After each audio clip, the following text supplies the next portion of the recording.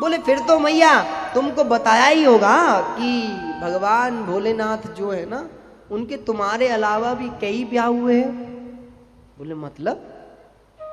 बोले मतलब जैसे तुम्हारे विवाह हुए तो उसके अलावा भी उनके कई विवाह हुए। बोले कई विवाह हुए? बोले हाँ।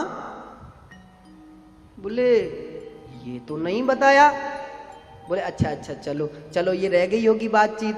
तो मैया ये तो बताया ही होगा कि तुम्हारे अलावा भी बाबा की कई पत्नियां रही हैं।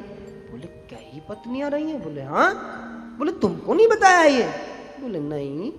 बोले अच्छा। बोले मैया फिर तो तुमसे बात करना, यदि आगे कुछ और बोलूंगा तो फिर तो ऐसी बहुत बात है जो तुमसे छुपाई है भगवान ने, और अभी तो तुम ये कह रही थी कि मेरे पति मुझसे कुछ नहीं छुपाते। बोले हाँ, आज तक छुपाया तो नहीं, लेकिन ये नहीं बताया जो तुम पूछ रहे हो। मेरे पति तो बहुत ही सिद्ध हैं, मेरे पति तो बहुत अच्छे हैं। बोले मैं कब मना कर रहा हूं अच्छे हैं? आपने कहा कि कोई बात नहीं छुपाते, तो इसलिए मैंने आपसे बता दिया कि शायद ये बात भी तुमको बता रखी होगी। तो भैया नारद जी बोले अच्छा मैया, मुझको थोड़ा ना कहीं बहुत काम है, अभी मेरे को जाना है। अपना काम वो कर चुके थे जो उनको करना। नारद जी चल दिए।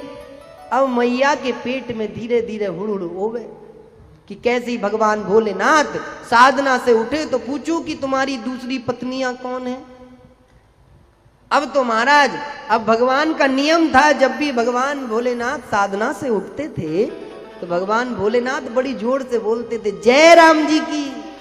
तो मैया का एक काम था, मैया दौड़ी दौड़ी अपनी पायल आती थी, पायल की छमछम की आवाज आती थी, तो मैया अपना हाथ में ठंडे ठंडे शीतल जल लेकर के आती थी और भगवान भोलेनाथ को अपने हाथ से वो जल प्रदान करती थी। अब समय आया, भगवान भोलेनाथ ने अपने नेत्र खोले हैं, साधना खोली है, तो भगवान भोलेनाथ जोर से बोले जय राम जी की। प्रत्येक दिन आवाज आती थी, आज नहीं आई है। भोलेनाथ सोचे कि कहीं दूर दूर चले गए होंगे, फिर बोले जय राम जी की, फिर आवाज नहीं आई। अब के सोचा कि लगता है ज्यादा दूर हो गई होगी, तो फिर बोले जय राम जी की। अब आती आवाज अंदर से, मर नहीं गई हूं, जिंदी हूं, यही हूं, कहीं नहीं गई। भगवान भोलेनाथ सोचे पहले तो कभी पार्वती ने ऐसे नहीं कहा, आखिर क्या कारण है। तो भगवान भोलेनाथ के अब जोर से कहते कहां हो, आवाज नहीं आती। फिर दोबारा से तो भगवान ने कहा कि आज लगता है कुछ ज्यादा कुछ गड़बड़ हुआ है। तो भगवान भोलेनाथ उठते हैं, उठ करके कैलाश पर्वत पर घूम करके देखते हैं तो सारी गुफाओं को खंगाल लेते हैं, लेकिन कहीं पर भी पार्वती नजर नहीं आती। अब एक अंतिम कक्ष बनता है जिसका नाम है कोप भवन। वहां व्यक्ति तभी जाता है जब नाराज हो जाता है। बोले अब तो एक ही जगह रह गई है। तो कोप भवन वाली जो गुफा है, भगवान भोलेनाथ जब उसमें प्रवेश किए तो देखा पार्वती मैया पीठ के बल इधर पीठ करके बैठी हुई है, मानो यदि एंट्री भी करें तो मुंह ना दिखे, कमर दिखे। तो भगवान भोलेनाथ ने सोचा मैं तो सुबह से लेके अभी तक साधना में रहा हूं, कोई बात भी नहीं हुई, उसके बाद भी आखिर पार्वती नाराज क्यों है। तो प्रत्येक दिन जब भगवान भोलेनाथ उठते थे तो माता पार्वती जल लेकर के जाती थी। आज जब पार्वती नाराज हुई है तो भगवान भोलेनाथ के हाथ में जल है। भगवान भोलेनाथ माता पार्वती के पास में बैठे हैं, पार्वती को सबसे पहले जल दिखाते हैं कि पार्वती जल तो पी लो, बात तो होती रहेगी, माना गुस्सा हो, जल तो पी लो।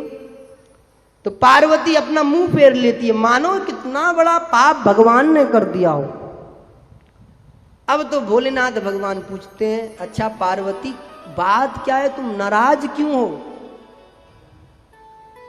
तो जब काफी बार पूछते तो माता पार्वती कहती है कि प्रभु आप अपने आप को सबसे बड़े सत्यवादी मानते थे कि मैं तो मेरे जीवन में तुम्हें पाने के लिए मैंने ना जाने कितना तप किया, कितना साधना की, तब जाके तुम जैसे भोले भंडारी मेरे को मिले, लेकिन तुम तो बड़े दिमाग के चतुर हो। बोले कैसे। बोले तुम ही बोलते थे मुझसे कि पार्वती मैं तुमसे कोई बात नहीं छुपाता, लेकिन तुमने मुझसे बात छुपाई है। बोले क्या? बोले वो तुमको मालूम होगा और मुझे तुम्हारे साथ अब रहना नहीं है। तुमने जो पति पत्नी से छल कपट करे उसका संबंध पति पत्नी का पवित्र नहीं होता। इसीलिए जो नारी या जो पुरुष आपस में एक दूसरे से छल कपट करते हैं उनका संबंध में गांठ आने के चांस बहुत ज्यादा होते हैं। ये जो पति और पत्नी का संबंध है ना, बड़ा मजबूत, दुनिया का सबसे पवित्र संबंध है, सबसे पवित्रतम संबंध है। इसीलिए इसकी पवित्रता बनी रहे उसके लिए प्रत्येक स्त्री को और पुरुष को, दोनों को ही अपने मन इस प्रकार से रहने चाहिए कि दोनों के मन मिलकर के रहें। अब तो भगवान भोलेनाथ पार्वती से पूछते बार बार, तो कहते अच्छा पार्वती तुम एक बात बता दो, बस ज्यादा मत बताओ। बोले हाँ। कि नारद आया था क्या? बोले हाँ आए थे। बोले तो फिर गलती तेरी नहीं है, फिर तुझे क्यों दोष देना? बोले जहां नारद आता है वहां तो युद्ध छिड़ते हैं, वो तो भगवान राम की इतनी बड़ी कृपा है कि अभी बातों से बात चल रही, इतने में तो हमें डंडा बच जाना चाहिए था, समझे ना। तो पार्वती जब कहती है कि नारद जी आए थे तो भगवान कहते अच्छा ये बता नारद ने क्या बताया तेरे को? बोले नारद जी ने देखो मेरे को ये बताया कि तुम्हारी मेरे अलावा भी कई पत्नियां हैं। बोले हाँ हैं। बोले हाँ नारद सही कह रहा था कि तुम चतुर हो। बोले सुन तो जा, थोड़ा कूल हो जा। बोले पहले जो हाथ में जल लाया हूं पार्वती उस जल को पी। पार्वती ने आंख निकाले निकाले जल को पिया। आज भगवान भोलेनाथ मनी मन मुस्कुरा रहे हैं क्योंकि मैया पार्वती आज अपने संपूर्ण जीवन में पहली बार नाराज हुई है, पहली बार गुस्सा उनको देखने को मिल रहा है। तो ये जो एक्सप्रेशन होते हैं ना, ये भी कभी कभी देखने को मिलते हैं गुस्से वाले। मानो जीवन में हमेशा व्यक्ति मुस्कुराता रहता और कभी गुस्सा ही ना हुआ हो, और वो कभी गुस्सा होता हुआ हमको दिखे तो तब भी हमको हंसी ही आनी है उसके ऊपर।